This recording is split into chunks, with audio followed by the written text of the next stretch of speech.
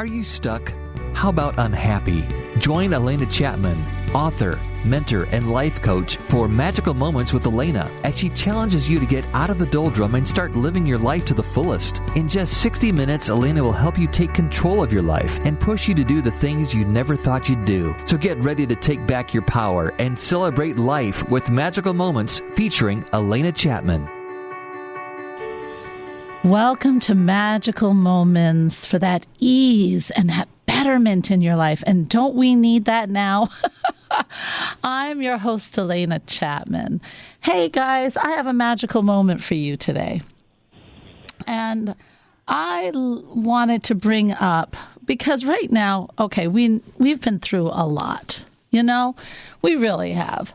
And even I feel it. And I have to say, we might be going into another close down, right? Okay. I just saw that in the news this morning. That's why I'm bringing this magical moment up. And I think right now there are so many people who are going through feelings of depression, of going through anger, of going through apathy. Just all these different emotions are going through society right now. So I thought I would reach into my handbag and bring out what I always use during a crisis, the self-care.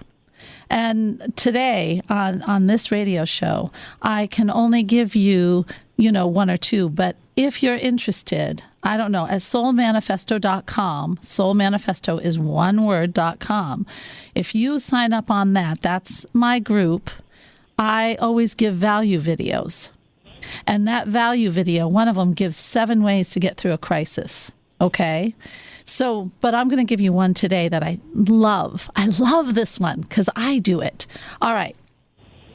So when I know that things are not going right, or a certain challenge is coming up, or a crisis is coming up, such as everything being closed down, that to me is a crisis. Okay.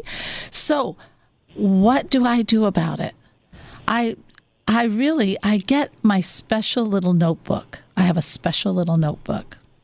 Now, I don't use just plain ordinary paper because you throw away ordinary paper.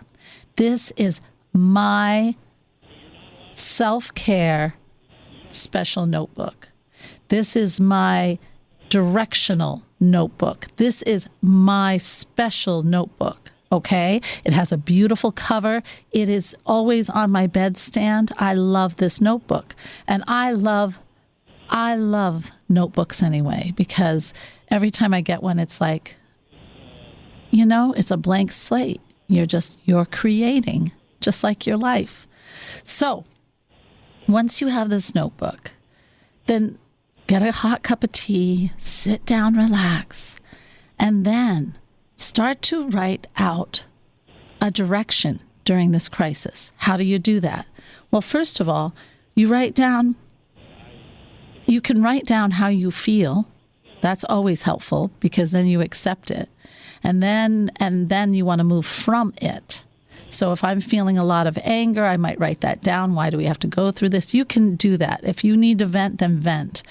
But the goal is to move forward from that. So get it out, exercise, then write some more. But then you're going to write down particular things. 3. One of them is, what do I want to achieve during this crisis? What do I want to achieve during this crisis?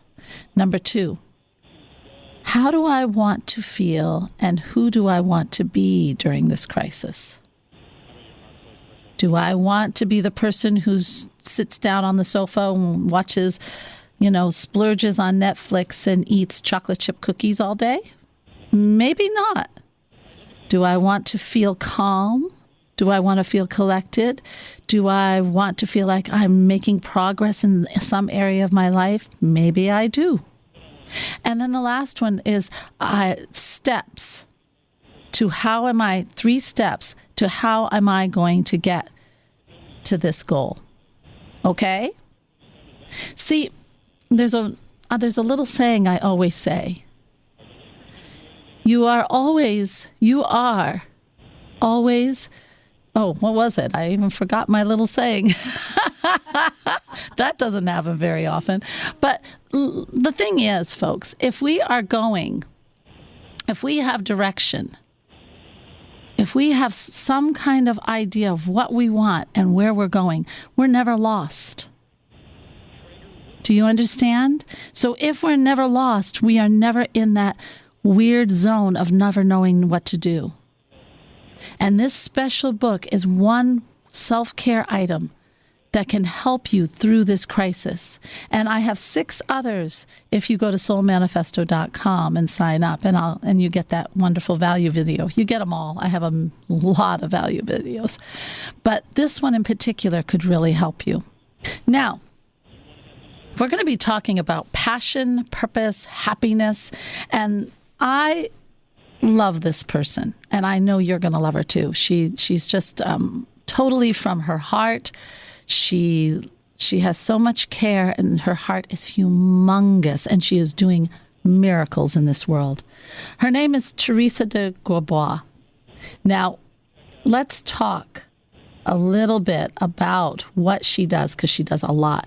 She's a first-time, number 1 international best-selling author of a book called Mass Influence, The Habits of the Highly Influential, and which right now is a bestseller in 7 countries. Awesome. Congratulations. As the founder and the chair of the Evolutionary Business Council, which, by the way, everyone, that's how I met Teresa, she works with people around the world wanting to create grassroots change in communities and businesses. I love that. She's a 4-time best-selling author. And Teresa believes we can shift the thinking of society just by understanding how to generate the spread of positive word of mouth. I love that. So with that, I would like to bring on Teresa. Hello, Teresa. Hello. Thank you so much for having me today. Oh, I'm very happy to have you. And I think this is going to be a fabulous show. All right. So I do know a little bit about you, Teresa. And what I do know that you are like me, and you have had many career changes. So, to say the least, yeah. I know. Well, it's an evolution, isn't it?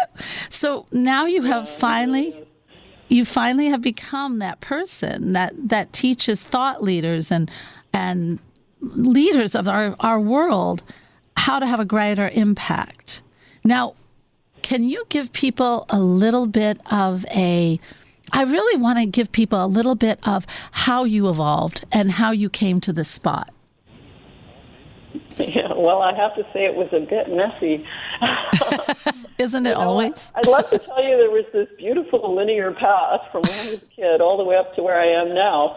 And nothing could be further from the truth, But I think when you give yourself permission to just lean into what's next, just really listen to your heart and lean into what's next, it's amazing the journey life will take you on, and that's essentially what my life looks like. I went from growing up, I'm not just Canadian, I'm Northern Canadian. I'm really a backwoods girl. We used to spend our summers in a remote backwoods cabin. we'd go in every year by boat. So my family was my whole world as a child, How nice. And, that's cool. On to having a career as a biologist, and then, of course, I got into environmental management systems, which took me into business expertise. How do you predict that? You just can't, right? No. What do you say to people? But it's fun. It is fun. Sorry. It is very fun. And when people are scared to give themselves permission, and they come up with so many excuses, and they stay where they're not happy. You know what I mean? Yeah. And they don't evolve. I totally know what you mean. One of the reasons I wrote Mass Influence is because good people, everyday heroes everywhere, are most frightened by their own dreams. Right? Because our dreams are bigger to us than they are to anyone else, right? They're your dreams. That's huge, right? They are huge. And yet no one is better hardwired to step into their own dreams. You'll be more passionate about it. You'll be more committed, more tenacious. It makes a huge difference.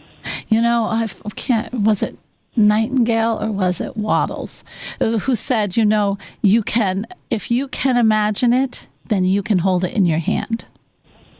So if you can create the possibility. And we are the only ones with our imagination. So even though it is so incredibly big, and all of us have those dreams, but if you can dream it, look at some of the best innovators in our world. Look at what you have done. Look at what Steve Jobs did with the telephone. He had that in his imagination. All of a sudden, it's a mini computer. Everyone who has this humongous dream in their head can hold it in their hand. They just have to allow themselves to start. Yeah. My favorite Charles Mooley quote. Charles Mooley is a huge philanthropist in Africa. He's adopted over 7,000 children in Kenya. Oh. And builds huge greenhouse operations, and just amazing. He's won many awards. In fact, I suspect he's going to be nominated for a Nobel Peace Prize one of these years. Beautiful. But one of the things Charles says that I just love is that the only thing that can tear down impossibility is possibility. Ooh. And to me, that's just so profoundly simple. Yes. If you can create a possibility in your life and stand in it courageously, you can tackle the impossible. And when you start to live your life that way, it's amazing the adventure that life takes you on.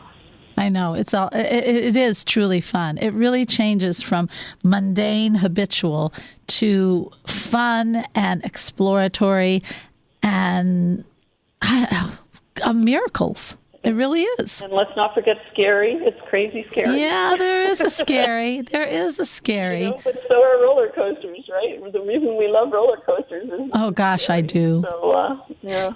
I wasn't on a roller coaster until I was 35. Oh, good for you. No. We just didn't have them where I lived. And I didn't grow up in the back. Well, kind of. No, I didn't. I grew up in Vermont, which is pretty, it's not very big. Not dissimilar to Northern Canada. It is a little bit, isn't it? Where in Vermont you are, yeah. And we just didn't have roller coasters. So I think But I have to say, just like getting on that roller coaster the first time, I remember I was a youth leader, and I took all these kids from this church to the Kings Island or whatever it is where you can go on roller coasters. And they all knew I couldn't do a roller coaster, or I had never been on one. They were so excited, and I was thinking, what in the heck am I doing? And I have to say, I was nervous. No one really wants to throw up or get sick on a roller coaster. That just doesn't appeal to me. But so I had a little bit of trepidation. But you know what? Just like in life, that step onto that roller coaster, oh my gosh, you couldn't get me off. You know what I mean?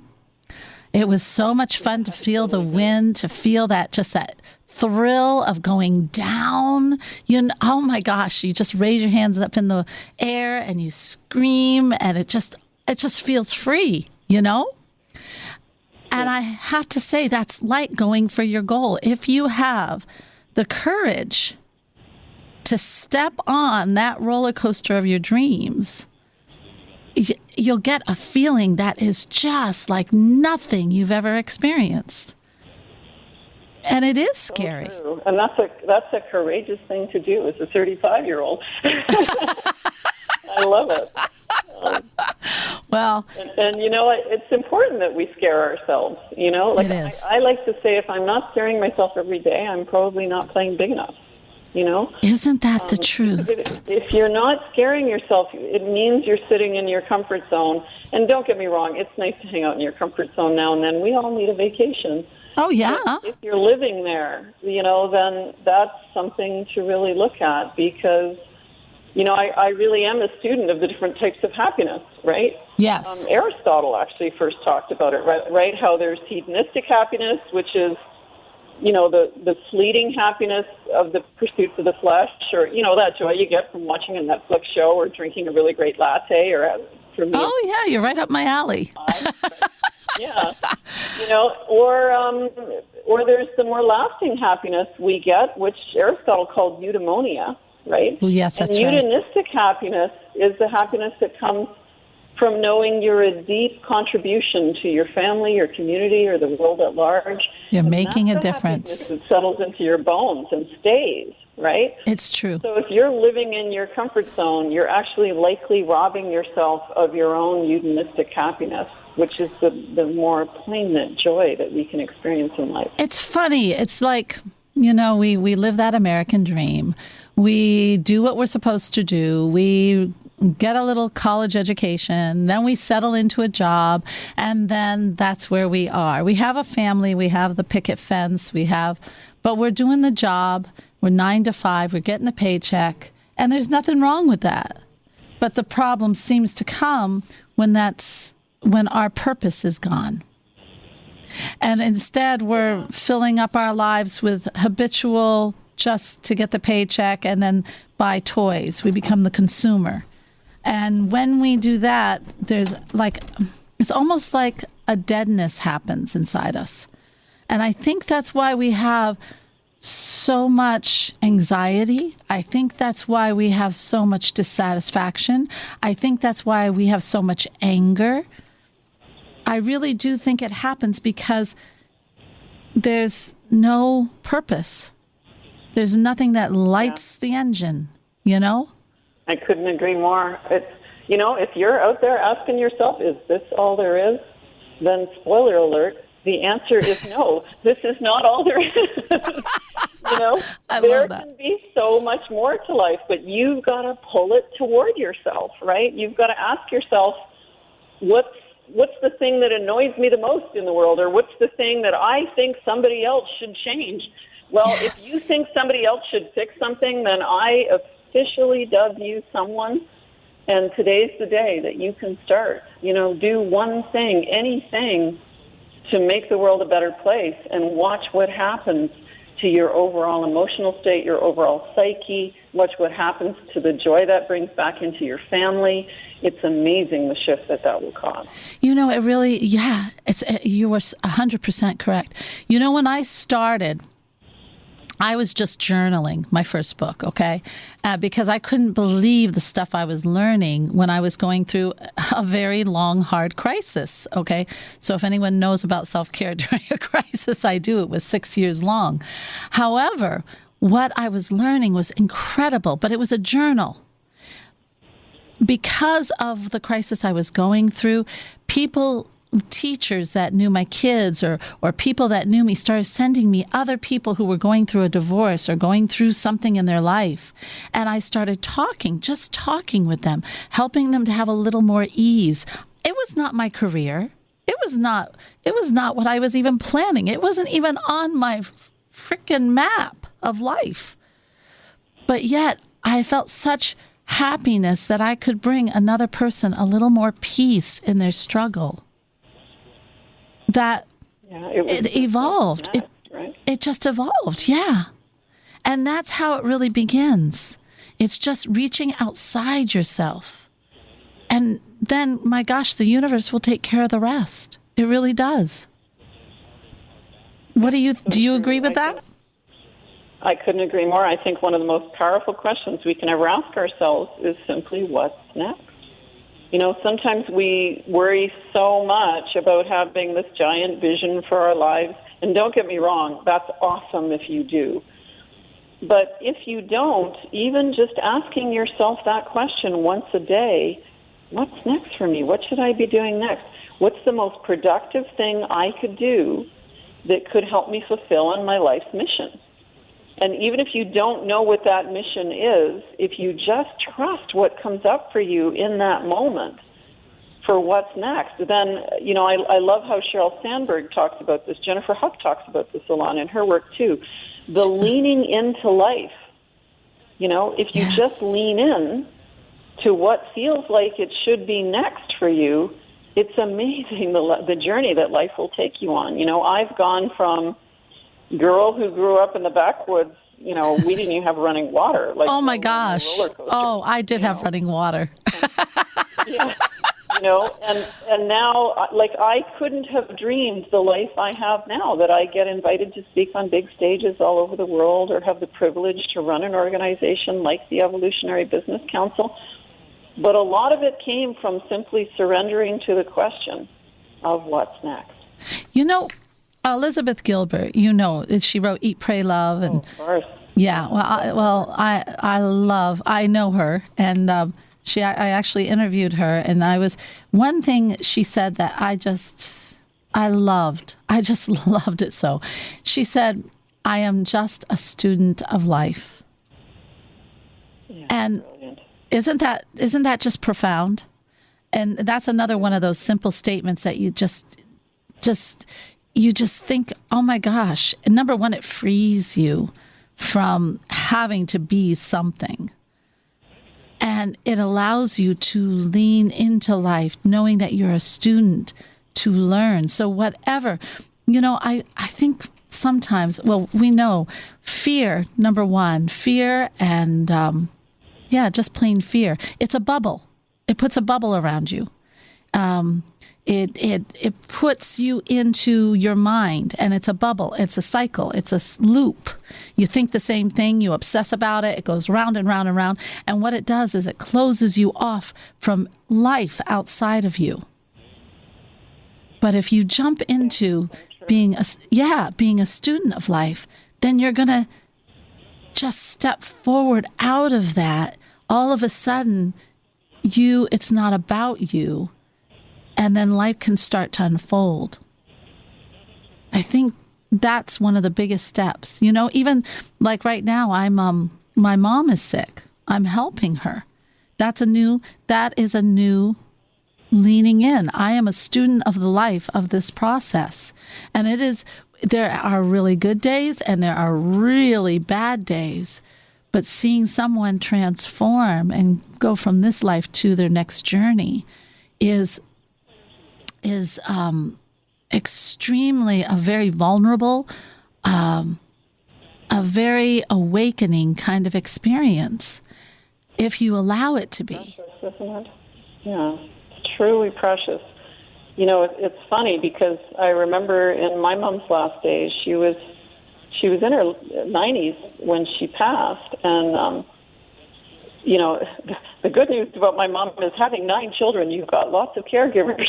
Wow, 9 children. But I do remember each of us having days or moments where we were just like, this is too hard. Like, yeah. Oh my God, I'm so exhausted. Yeah. I have those. And yet, looking back on that, I would give anything for any one of those moments back. It was such a precious time to be with her in those last days. It is. And I think most people who have the gift of that really feel and appreciate that, what it's like to be with a loved one in the last days of their lives. It's something that really reminds us of how just juicy and wonderful, and, it is eudaimonia, as Aristotle would have said, the contribution that we give to those we love. Yes. Yes. And it also opens us up to our own life, don't you think? The importance of who we are and why we're really here. And we see ourselves through who we are for others. Exactly. Oh, you need to talk a little bit more about that, because that's a good one. We see ourselves through the eyes of others and what we do. Can you explain what you mean? Well, we all have an image of who we are to ourselves, and most of us, our image of ourselves goes up astronomically when we see that we're important to other people. True. I agree with that. So we see who we are and who we can be in the world when we see the level to which we can contribute to others' lives, right?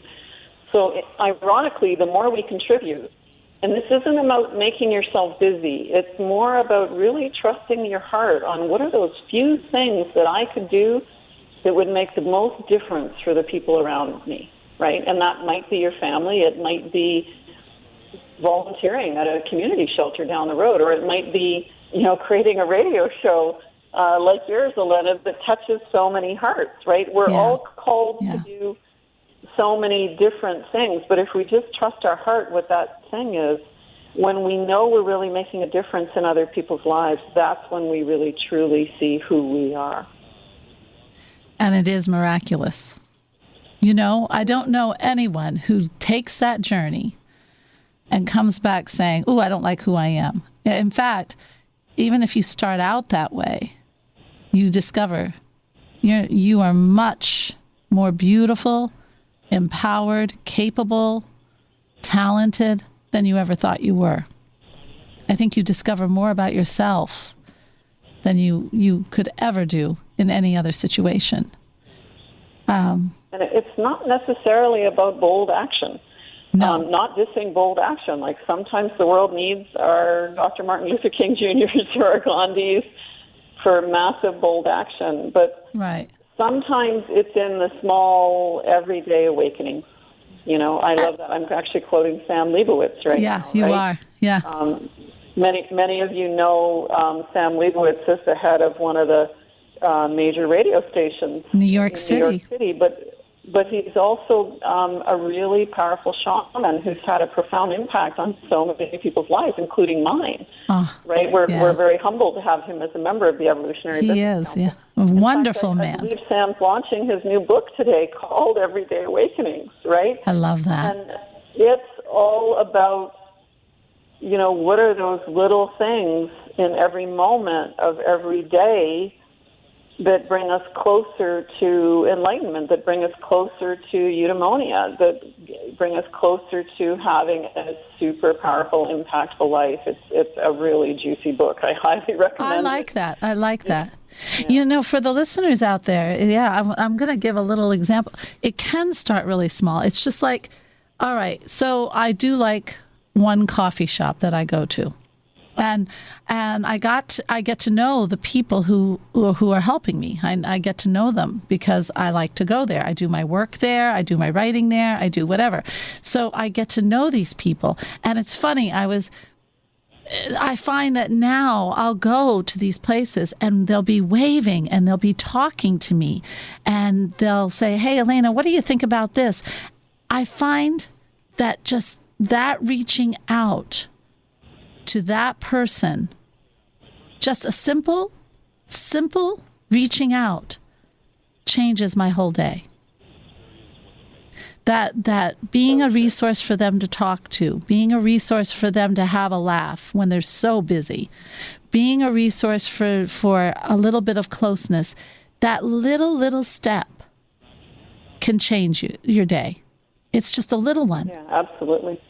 And, you know, one of the most powerful things you can do in the world of influence, like if you're truly someone who wants to change the world and have impact on the world, give influence to other people on a routine basis. Yes. Right? You know, one of the reasons I wrote Masked Influence was I wanted those everyday heroes in the world to understand how influence truly works. And when you watch how the highly influential operate, a lot of what makes them influential is that they go through their day giving out influence to other people almost like they're breathing. Exactly. You know, and like a lot of people think, "Oh, influence, that's so hard. Where am I going to find the time to learn that?" And when you realize influence is a lot like breathing, and you don't go through your day saying, "Oh my God, I got to breathe 24/7 today. Where am I going to find the time?" It's just sort of a mindset you go through your day with, right? It is. And the more you help other people on their missions, you know, the more you say, "Oh my God, Dr. Shonda Perrin, she's so brilliant. I love her work." Or Sam Leibowitz, you've got to buy his new book, Everyday Awakenings. It's so frickin' brilliant, right? Yeah. That's us giving influence to other people. But in the world of reciprocity, because our world really is built on reciprocity, right? Human connection, giving and receiving, giving and receiving. It's a law. In the world of reciprocity, the more you shine a light on other people who deserve it, the more light gets shone back on you. And it doesn't necessarily have to happen from the same people, but it just happens. And I think when people start to really understand that, how easy it is to go through their day having an impact, then it almost becomes an addiction, a positive addiction. It is a positive, Through our days having an impact. Right? Very interesting. You are listening to Magical Moments, and I'm your host, Alena Chapman. Be right back, because we're going to be really discovering more and more in this area. It's very fun. Thanks for listening. Your weekend continues with Magical Moments featuring Alena Chapman right now. Welcome back to Magical Moments. I'm your host, Alena Chapman, and today we are with a fabulous guest, and her name is Teresa de Grosbois. And she is from the Evolutionary Business Council, which she founded, folks. And it is really a fantastic group, because it's all people who want to make a difference in this world. It's all people who are looking at how they can make the best impact they possibly can to help others in this world.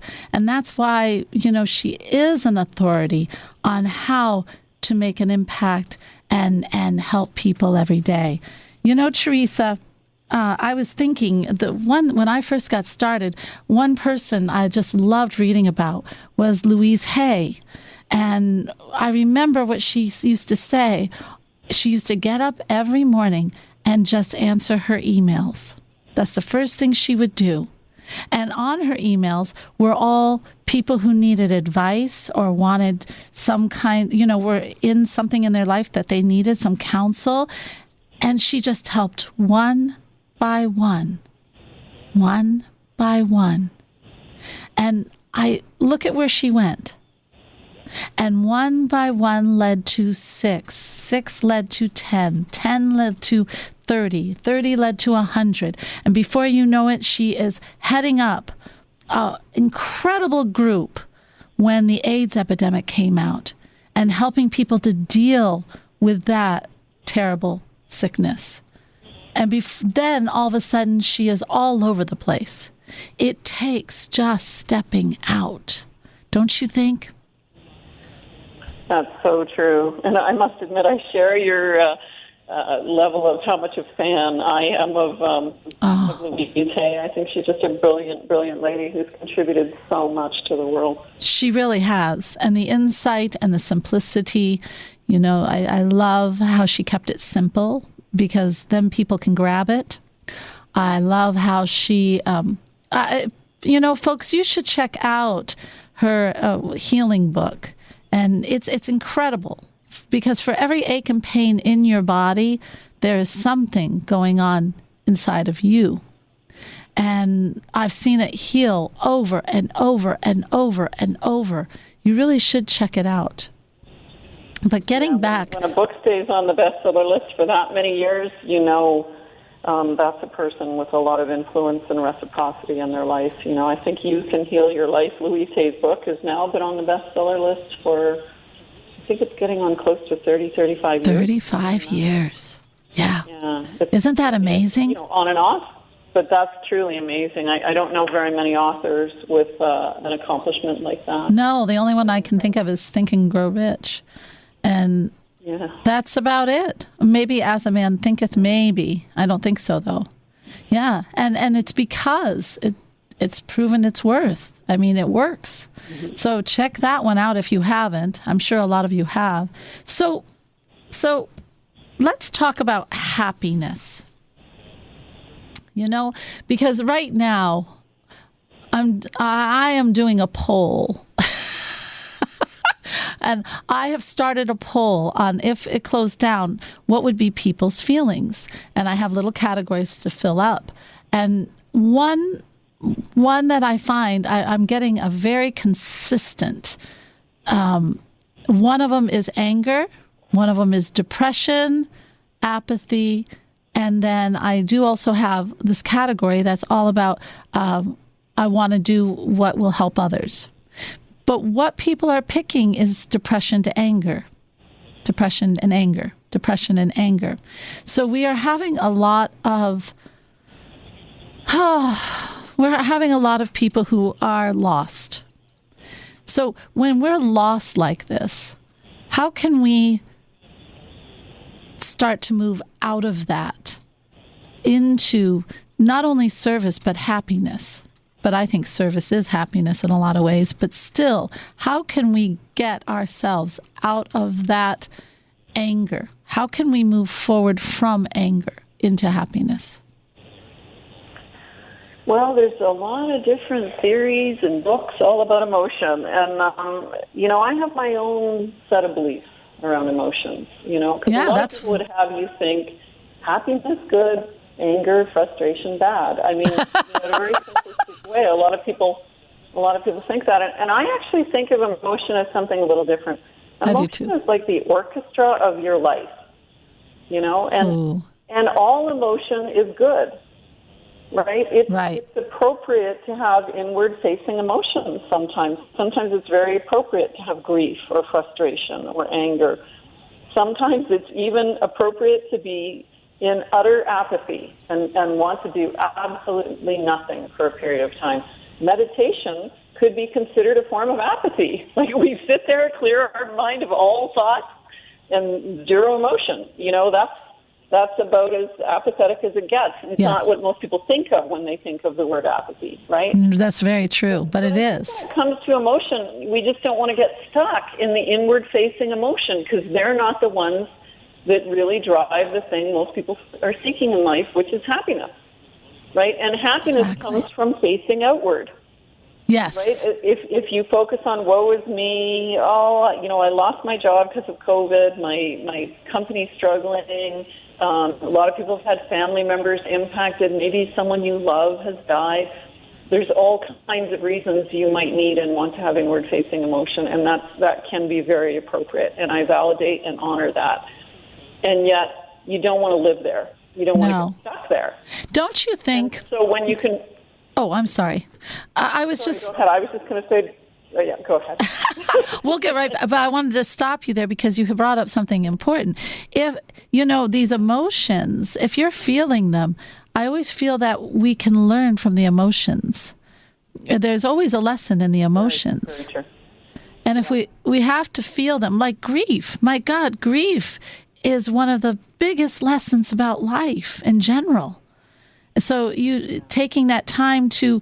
But instead of just sitting in the unfun part of it, instead of asking, why am I angry? And then that moves you into a productive part of the anger, and then into life. And grief is, how can I understand more? Which all of a sudden you are a student of all life. You know what I mean? I think if we thought of emotions as a warning sign that we need to look at it instead of try to pass it off and use a false positive or push it away and go on with our whatever it is we're doing with our life, I think we'd probably be well on more growth in society, more concern, more caring, more wanting of service. I don't know. So I do agree with you about emotion totally. Absolutely, totally. Yeah. We have to feel it.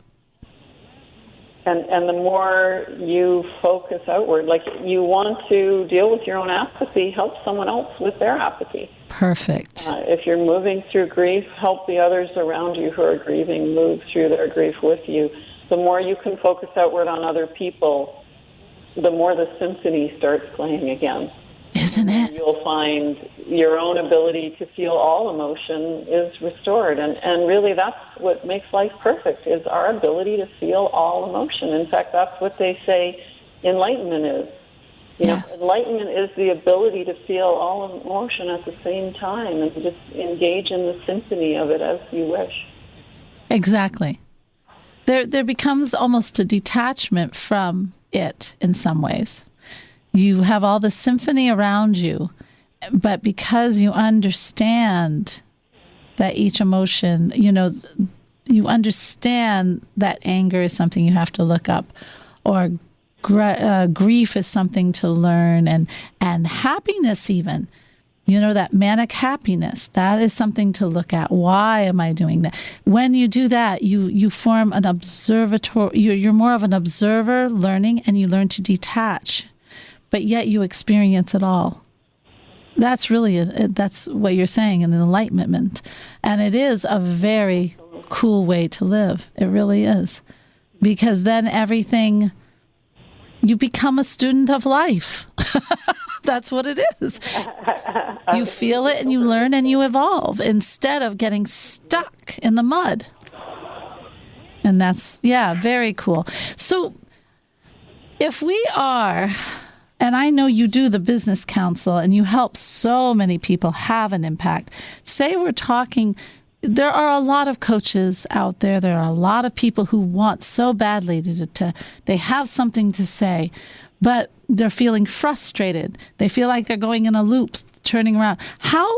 What is one way that they can have, take that quantum leap? Or do you even believe in quantum leaps?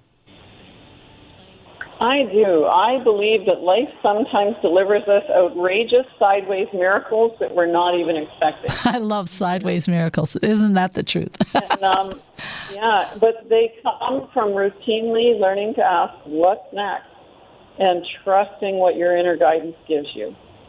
That's really what it comes of. And, be hungry to learn. Be hungry to read books. Be hungry to expose yourself to new ideas, because that expands your ability to ask what's next.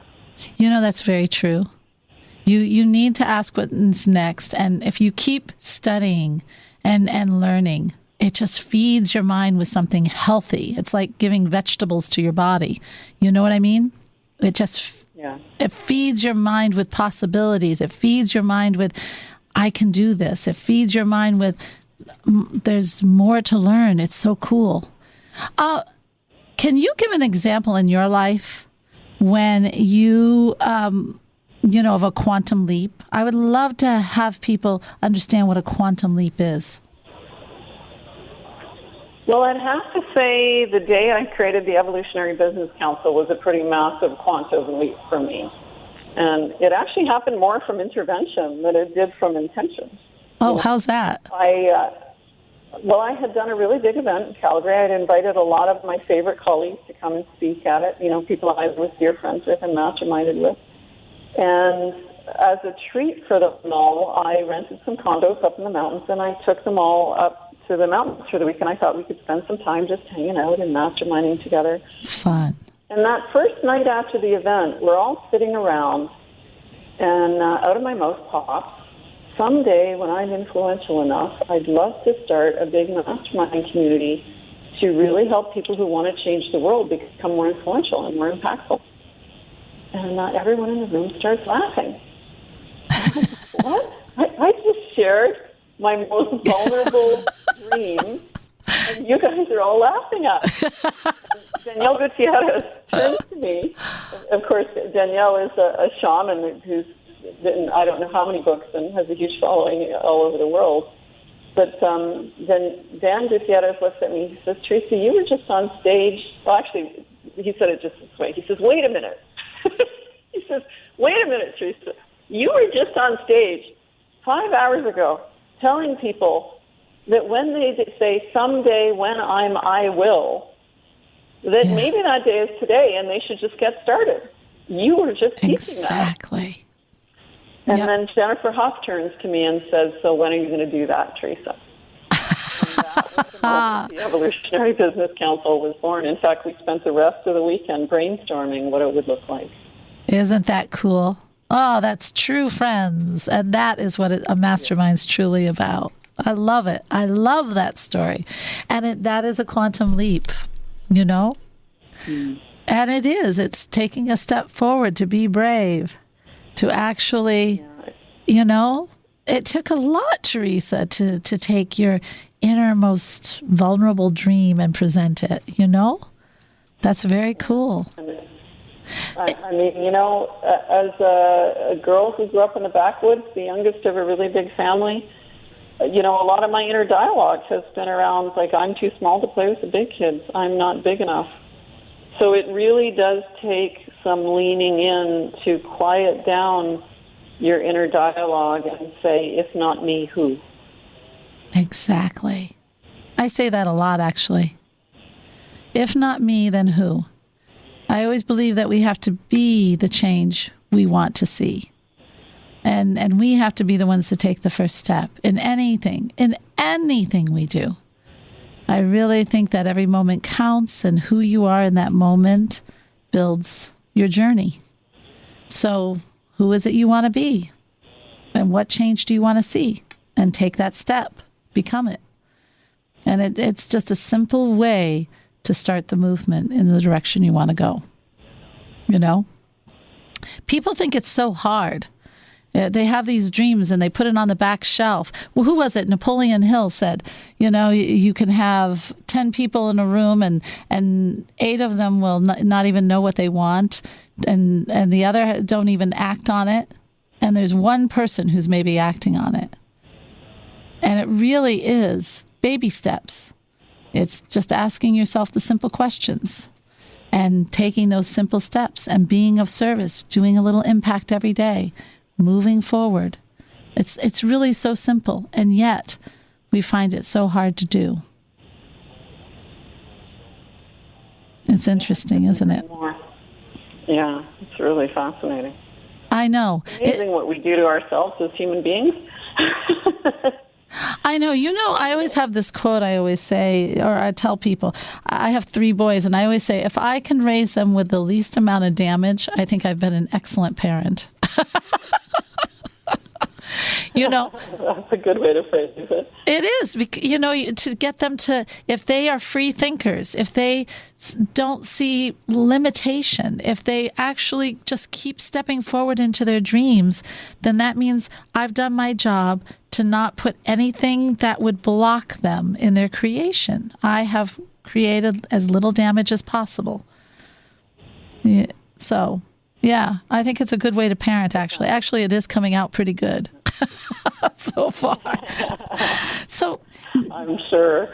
Now you have made a career of helping people generate really good reach and influencing and doing, I don't know, reaching audiences. But you know, you're also very big. You're an authentic person. You are who you are. You're a lot like me in that way. I am who I am. You may love me, you may not. It's just the way I am. But with that I think authenticity is like one of the most important things. Can you talk a little bit about authenticity in our world and where, you know, as far as going for our goal and becoming who we want to become? I know a lot of people say, fake it until you make it. In fact, Bob Proctor says that all the time. But where does authenticity come in those while we're making our dream? Well, I don't disagree with fake it till you make it. And at the same time, you know, there are a lot of people who write a lot of stuff about authenticity, and there's a lot of definitions of it out there. My definition of authenticity that I talk about a lot in Mass Influence is authenticity is just your inside voice saying the same thing as your outside voice, right? So right.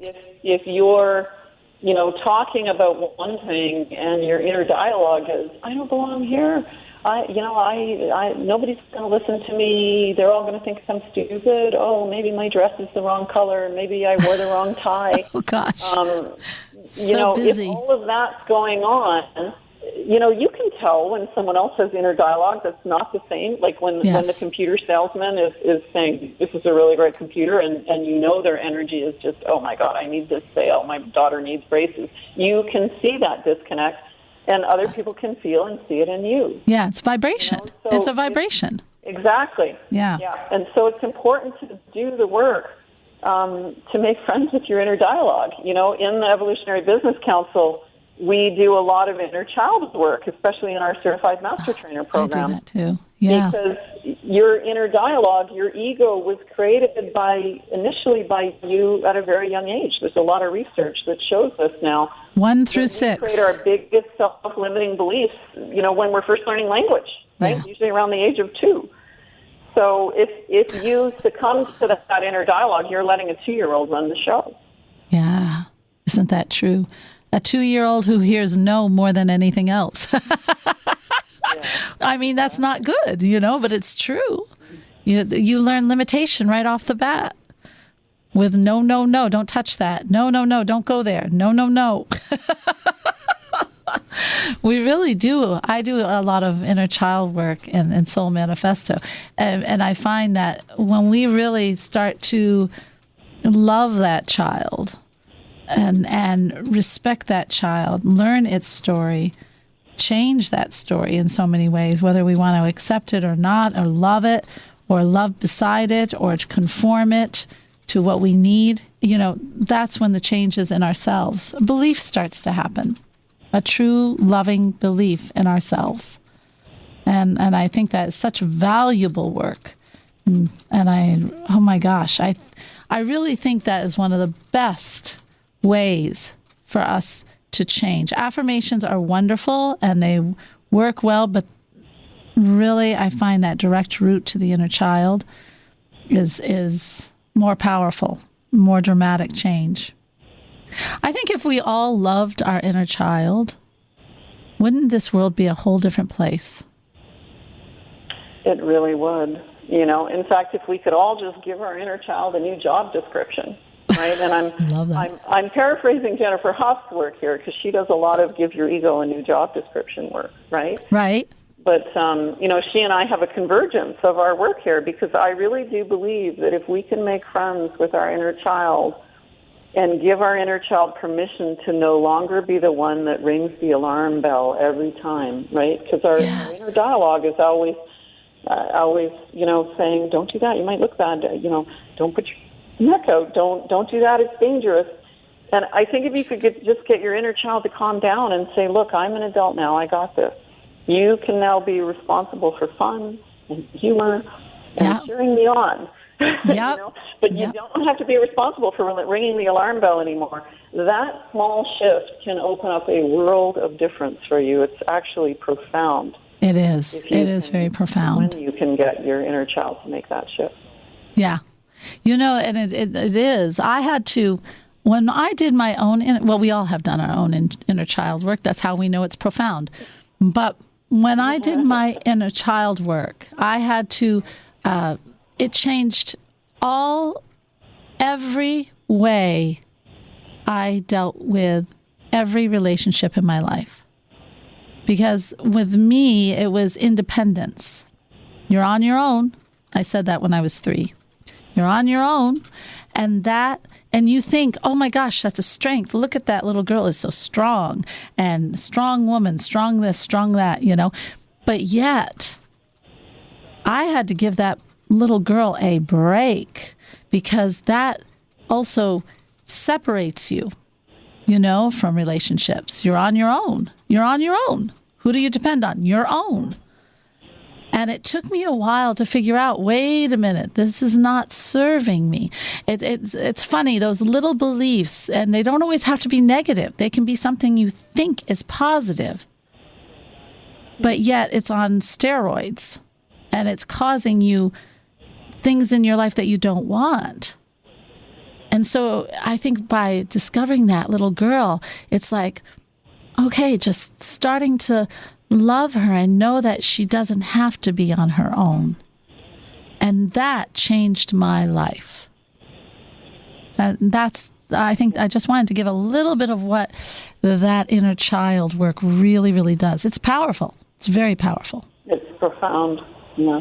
Yeah. And with that, when you are working, I think as coaches and people who are making an impact, don't you agree that we have to feed ourselves? We have to grow. We have to constantly be evolving ourselves, don't you think? Or how can we help others?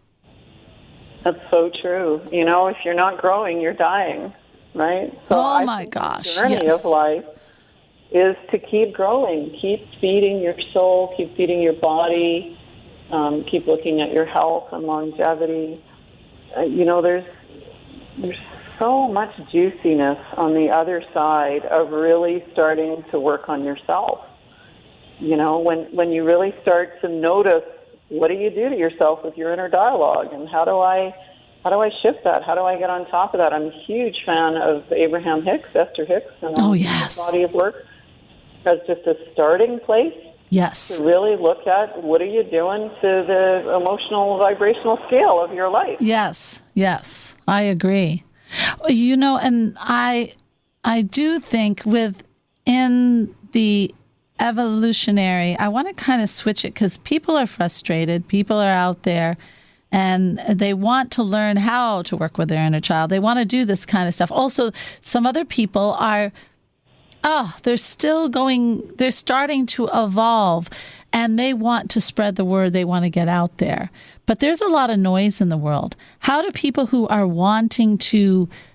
you want to do this inner child work, or you want to, oh my gosh, you want to start living by your soul, or you just want to find those little miracles every day. There's so much noise. If somebody is out, what is the best resource? How can they go about finding the right person that they resonate with? How can they get started? I think everyone, when the student is ready, the mentor appears. Yeah, I believe that too. If you're ready and you're watching or listening to Alena Chapman's show right now, maybe Alena Chapman's somebody you better follow. I think it's often more obvious, and we try and make it so complicated. It's like, what are you attracted to? What you're attracted to, that's your next best teacher, right? That's true. That's true. Yeah.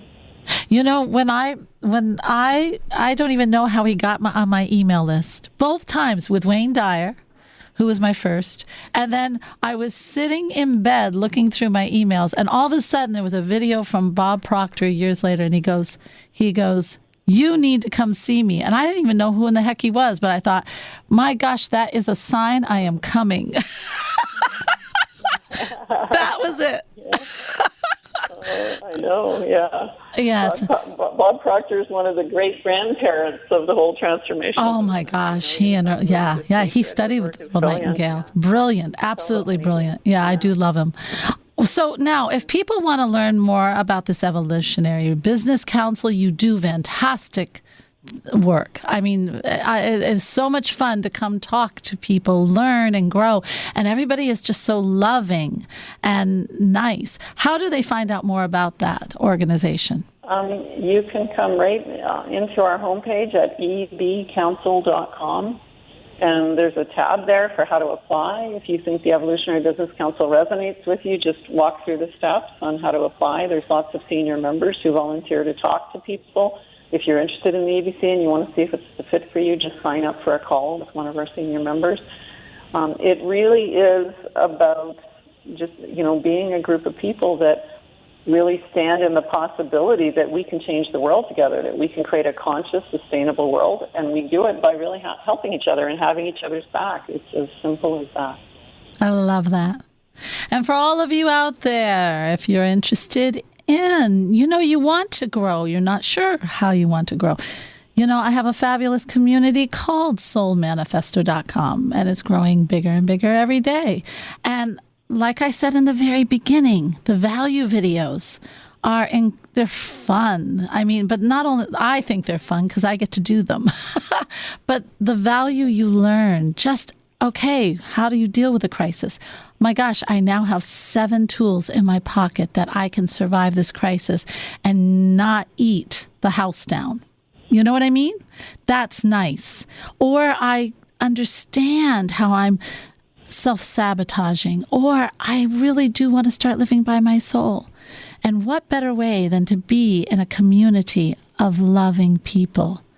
So join Soul Manifesto, get the emails, and we have free programs called a wonderful Green Terra group where my gosh, I love that group. And we talk about things like, what does it mean, the woman, the feminine divine inside of us? What does that really mean? Does that mean we all have to go work in corporate, or women are on the rise? Not really. So what does it mean? And how do we learn how to introspect it and use it in our lives? We talk about higher spiritual matters that can actually better your life in a massive way. So I enjoyed having Teresa on. For all of you, remember, spirit is love. And when we open up and start to love ourselves, grow, and then start to love the world, oh my gosh, we are with spirit every day. Namaste, everyone out there. I love you all. Bye-bye. This has been Magical Moments with Alena, featuring Alena Chapman. If you missed an episode, download it now on iTunes, Spotify, TuneIn, CastBox, Deezer, Stitcher, Google Podcasts, or your favorite podcast platform. Learn more online at soulmanifesto.com. Podcasts by Federated Media.